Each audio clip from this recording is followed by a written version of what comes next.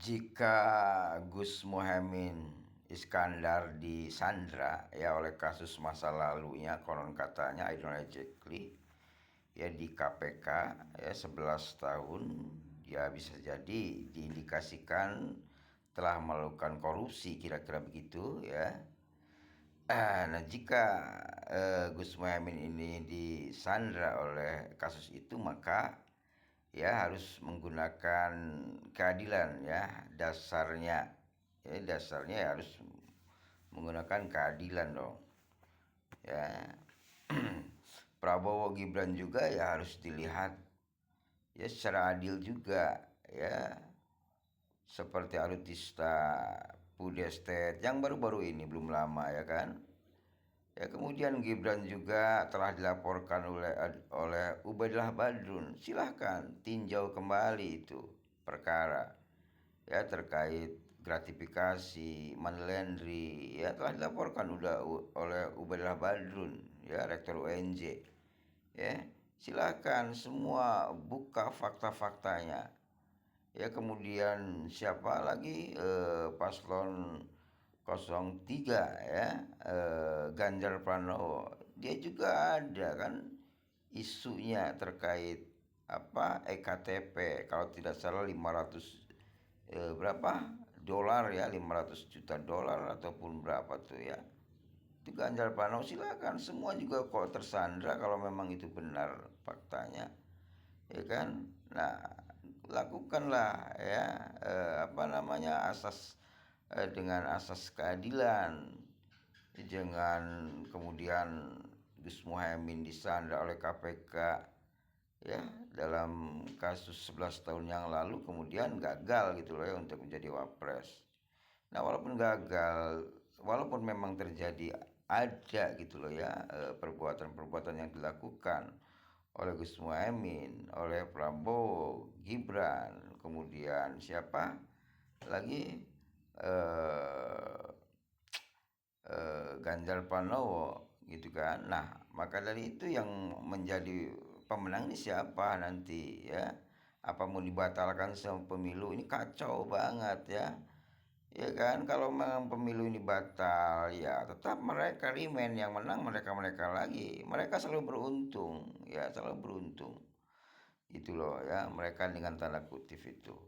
Ya kan? Maka dari itu cobalah gunakanlah apa namanya, asas keadilan yang seadil-adilnya ya kan. Nah, jadi kalau memang mereka ini tersandra oleh sejumlah kasus, maka mungkin yang menjadi pemenang ya yang tidak tersandra oleh kasus gitu kan.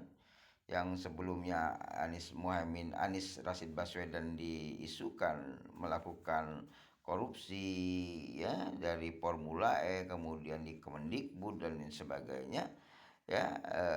Anies kan jelas kan ada klarifikasi gitu kan, bukan harus bayar dengan uang gitu kan, bayar dengan apa, kerja gitu kan, apabila menang di Pilgub. Nah, itulah ya yang bentuk bayarannya gitu kan, walaupun dianggap hutang gitu kan. Karena kalau memang kalah ya itu termasuk hutang, kalau menang ya lunas kan gitu kan klarifikasinya. Kemudian di Kemendikbud juga Anies justru yang melaporkan ada dana fiktif untuk apa, tunjangan guru kalau tidak salah ya kan. Uangnya di apa, turunkan gitu kan anggarannya dari Kementerian Keuangan, tapi gurunya nggak ada. Itu Anies Rashid Baswedan justru yang melaporkan itu. Jadi bukan Anies yang terlibat dalam korupsi tersebut. Ya, begitu. Kalau Anies sudah benar-benar clear ya. Fakta dari Formula E juga nggak ada buktinya ya sampai hari ini.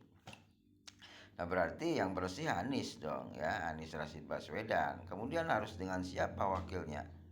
Ya sudah, daripada pemilu ini diulang-ulang, banyak konsumtif ya, banyak menghambur-hambur uang dan lain sebagainya gitu kan. Maka dari itu, jika memang Mahfud MD ini tidak ada sandra daripada KPK ya terkait sejumlah kasus seandainya, maka ya sudah, berarti pemenangnya ya Anies aja dengan Mahfud MD menjadi wakil presidennya. Udah begitu aja ya, bikin apa namanya aturan tuh ya, daripada mengulangi pemilu ya ataupun meniadakan ataupun menggagalkan pemilu, itu kan mereka lagi aja yang menang, ya kan, mereka aja yang menang. Nah, hari ini kan seandainya suara Anies Baswedan ini menang gitu kan, maka ya kalau memang wakilnya tersandra oleh sejumlah kasus, kemudian Prabowo juga tersandra oleh alutista dan pudestet, Gibran tersandra oleh apa namanya gratifikasi dan money laundry seandainya gitu loh ya. Jadi yang bersih ini siapa? Berarti yang bersih itu Anies Rashid Baswedan dan siapa, Mahfud MD gitu loh. Karena apa? Karena Ganjar Pranowonya pun ada EKTP. Kita dengar isu itu kan. Nah, maka dari itu ya udah berarti presidennya ini yang menang, yang harus dilantik yaitu Anies Rashid Baswedan dan Mahfud MD, gitu aja udah. Iya.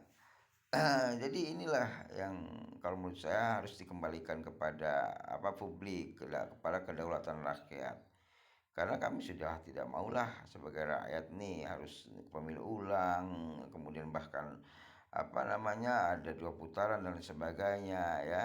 Kalau saya, acuannya siapa yang melanggar itulah yang harus dihukum. Sedangkan dalam konteks Pilpres ini ya banyak ditemukan kan, di sejumlah media ya, berbagai macam kecurangan, markup, penggelembungan suara ya kan, dan lain sebagainya gitu loh ya. Nah, disitulah yang harus dijadikan konsekuensi, siapa yang bersalah melakukan kecurangan itu yang didiskualifikasi gitu kan, yang menang yang dicurangi. Itu jika ada sandra daripada sejumlah kasus di KPK gitu kan lah, ya silakan orang-orang yang tersandra oleh kasus itu ya diskualifikasi semuanya. Berarti yang tidak tersandra di situ ada Anies dan Mahfud MD gitu kan. Saya belum pernah dengar sih ya, bahwa Mahfud MD ini terjerat sebuah kasus, saya belum pernah dengar gitu loh.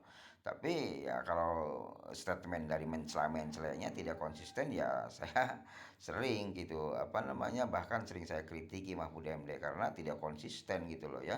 Kadangkala membela kekuasaan, kadangkala ngomong benar tapi faktanya ya sebagai kapasitasnya di bidang hukum dia tidak bisa menegakkan hukum, seolah-olah dia ingin mampu membongkar sejumlah kasus korupsi, tapi ternyata hanya retorika saja gitu kan. Beres di mejanya sendiri gitu loh ya. Jadi berani membongkar tapi tidak berani melakukan langkah konkretnya, memberikan konsekuensi hukumnya. Nah, yang kita lihat dari Mahfud MD seperti itu. Tapi jika memang dia bersinergi dengan Anies Baswedan, insya Allah menjadi konsisten gitu loh ya. Karena Anies Baswedan insya Allah pemimpin yang kafah gitu kan, dengan totalitas keberaniannya untuk melakukan perubahan. Berarti ya asas dasar keadilan ya yang disebut ya pemimpin adil itu ya, kira-kira begitu. Jadi intinya jika semua kandidat baik baik capres maupun cawapresnya yang terlibat ya di sejumlah kasus ya, terkait korupsi ataupun apapun itu, maka mereka diskualifikasi semua dan yang menang adalah Anies Rashid Baswedan dan Mahfud MD. Itu saja kalau menurut aturan saya begitu. Ya sudah, bikin saja aturan seperti itu. Pemenangnya nanti 2024 Anies dan Mahfud MD sebagai wakil presidennya. Udah begitu, ini aturan saya. Nah, harus gimana lagi? Apakah pemilu harus digagalkan? Apakah pemilu harus dibatalkan? Ya mereka lagi aja yang menang. Lagi pula jika diulangi, ini kan biayanya luar biasa besar. Dengan cara apa? Saya tidak paham juga. Apa harus diulang kembali seperti kemarin gitu kan? Itu kan tidak mungkin juga, ya kan? Dengan cara apa? Itu kan? Ya udah, cara begitu saja kalau menurut saya. Ya jika mereka semua tersandra, yang tidak tersandra adalah Anies dan Mahfud, ya udah Anies dan Mahfud aja yang menjadi presiden dan wakil presidennya. Begitu berapa ya, kalau menurut saya begitu aja. Makasih, wassalamualaikum.